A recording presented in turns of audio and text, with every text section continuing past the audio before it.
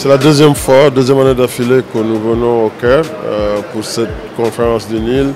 Nous avons joué l'année dernière pendant le Ramadan et cette année, comme on l'a fait à Dakar, un de nos objectifs principaux, c'était d'avoir du public dans le terrain.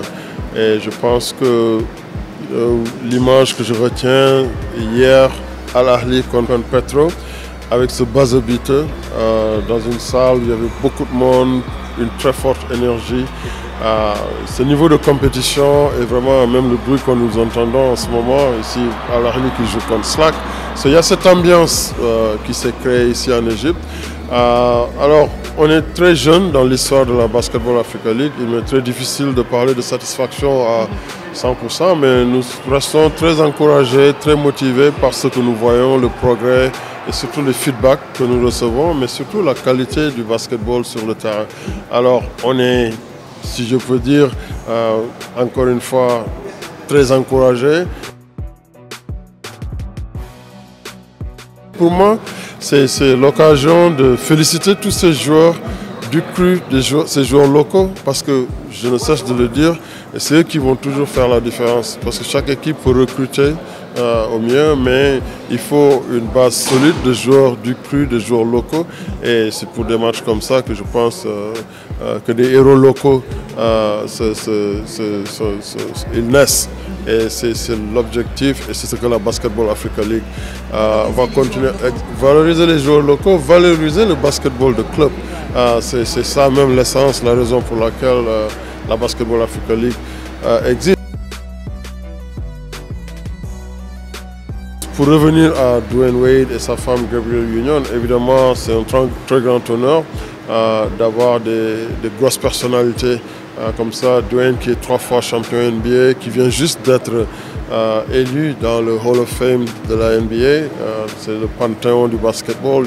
Il va être intronisé, je pense, au mois de septembre. Sa femme Gabrielle Union, qu'on n'a pas besoin de présenter, de les avoir courtside. Je pense que c'est quelque chose de spécial. Ils étaient là pour supporter leur fils Zahir, qui n'a pas pu jouer aujourd'hui, mais ils ont montré le même enthousiasme, la même passion pour pousser l'équipe de Cape Town. Oui, je pense que l'opportunité qu'on a, et à cause du fait que le Covid est derrière nous, d'être beaucoup plus libre et flexible. Surtout, il y aura beaucoup d'événements qu'on va organiser à côté des compétitions. Il y aura beaucoup d'entertainment. Je pense que notre event team, chaque jour, on parle de nouveaux artistes qu'ils ont décrochés. Et je pense que le public qui va venir de partout en Afrique sera comblé. Et notre objectif, c'est vraiment d'offrir du très beau basketball sur le terrain, mais aussi d'avoir de l'entertainment tout autour. L'objectif, c'est de créer une plateforme d'expression pour l'excellence africaine dans le domaine de juste ce beau public